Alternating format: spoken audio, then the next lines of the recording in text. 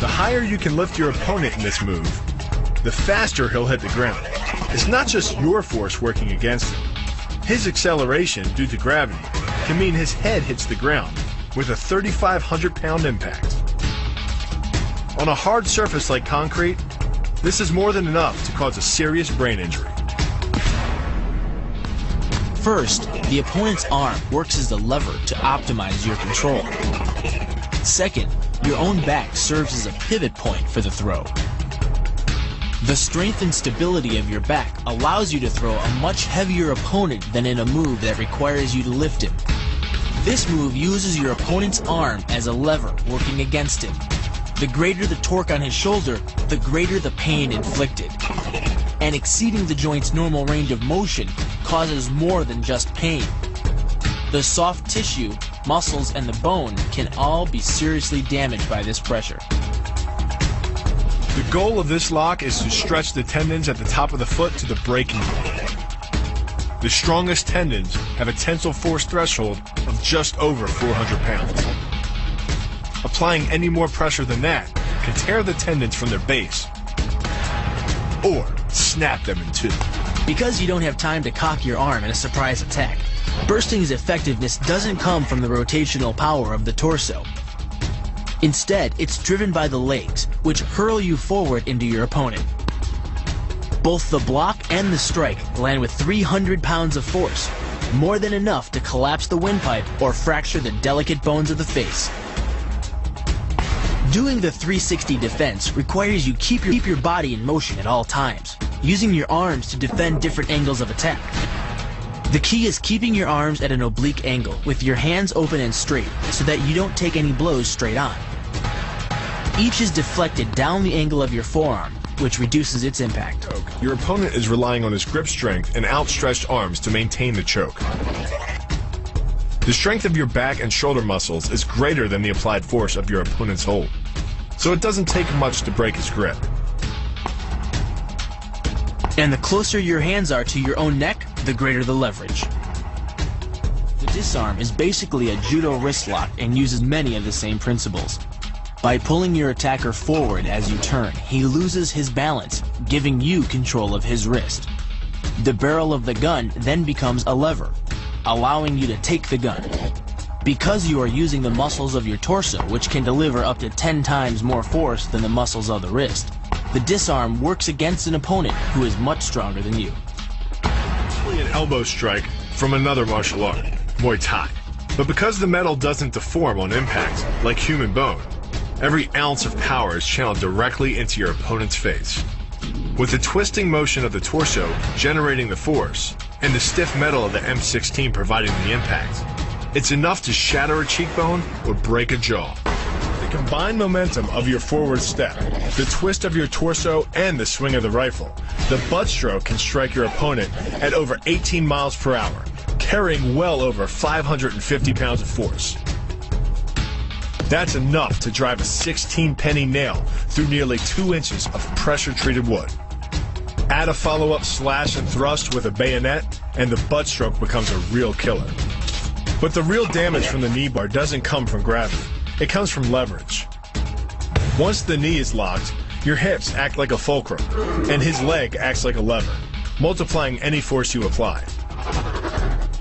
So even though the ligaments and tendons around the knee can sustain 1,700 newtons of force, the knee bar can load a lot more than that, enough to completely destroy the joint. Pushes his opponent at a location above the center of mass, while using his sweeping leg to create a tripping point, which is below his opponent's center of mass.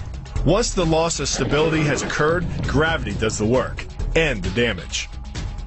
On the ground and on his back, your opponent is now vulnerable to any number of finishing strikes.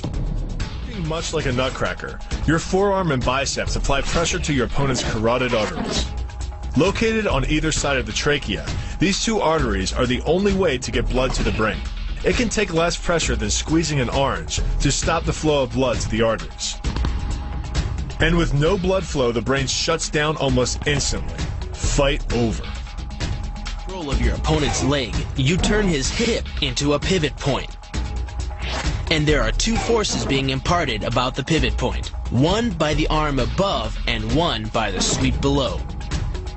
These forces act as a couple, resulting in your opponent's rotation that slams him right to the deck. And given the speed of rotation and the force of gravity, that impact could cause permanent injury. The key to the double is to hit your opponent below his rib cage, which knocks him off his center of gravity. Wrapping your arms around his legs prevents him from regaining it. Your forward momentum, coupled with the upward thrust of your hips, gets your opponent airborne. Driving him to the mat can yield over 3,000 pounds of injury-producing force. That's like dropping a 20-pound bag of cement off a 9-foot ladder onto someone's chest. The key to the sprawl is sliding your legs backward, while leaning in and locking your hips at the same time. This forces your opponent's center of mass beyond its stability zone. Coupled with the downward thrust of your forearms, he's now supporting your entire upper body with the back of his neck and head, which leaves him face down on the mat, vulnerable to any number of attacks. The power of this move comes from the spin. Like the wrecking ball at the end of a demolition crane, the power is generated by the rotation of the body. In conjunction with the snap of the knee, the foot achieves a velocity of nearly 30 miles per hour. When the heel connects with the solar plexus, it transfers 1,400 pounds of force, enough to damage internal organs and fracture multiple ribs. It gets its power from the pressure exerted by your legs. The first leg imparts pressure to the carotid artery. The second leg, working in conjunction with your arms, optimizes that pressure, transforming you into a human vice grip. If your opponent doesn't tap out, he'll pass out. Much longer and permanent brain damage can ensue. Is a combination of two levers. While your legs push up on your opponent's neck, your arms apply downward pressure to his trapped wrist. The opposing forces turn the elbow into an ad hoc fulcrum point. The armbar can result in a complete destruction of the elbow's articulating structures. The move is difficult but devastating. There's no opposing object to push against, so all the energy of the move must come from the momentum of the leap and the acceleration of the kick. The snapping motion of the lower leg functions much like a coiled spring. When unleashed, the kick reaches impact speeds of 20 miles per hour and delivers up to 400 pounds of force to the opponent's chest. The key to this synergy of speed and power is punch technique, punch location, and punch frequency. With your elbows tucked in behind your fist, the energy of each punch is maximized. And because the punch is delivered to your opponent's core along a center line, the more directly that force is transmitted to his body. The effect is similar to that of continually slamming a battering ram against a door. No matter how strong, it can only sustain so many blows before it collapses. This kick is all about speed. The further the foot travels, the greater its acceleration, and the more dangerous a weapon it becomes. Powered by the muscles of the hip flexor and the quadriceps, by the time your foot reaches your opponent's throat, it's traveling nearly 40 miles per hour. That type of speed yields over 1,000 pounds of force, enough to puncture the Adam's apple and crush your windpipe. The power of the takedown is derived from the simple mechanical advantage you hold over your opponent. By wrapping up his striking leg at the upper thigh, you've placed your opponent in what's called conditional stability. If he remains stationary, he could technically maintain his balance indefinitely.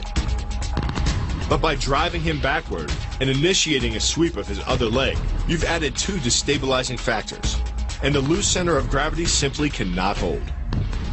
By grabbing the wrist, you provide hundreds of pounds of additional leverage. This reduces your opponent's ground weight by half and allows you to more easily knock your opponent off balance. The rotation of the hips then amplifies the power of the leg sweep. Coupled with the wrist grip, you are in complete control of your opponent's body.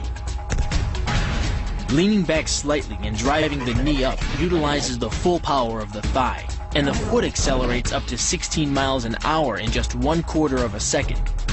That's twice the acceleration speed of a Porsche. Coupled with the rotation of the hips, the kick can impart 450 pounds of force upon impact with the ribs. When executed perfectly, it's a motion similar to cracking a 2x4 with a sledgehammer.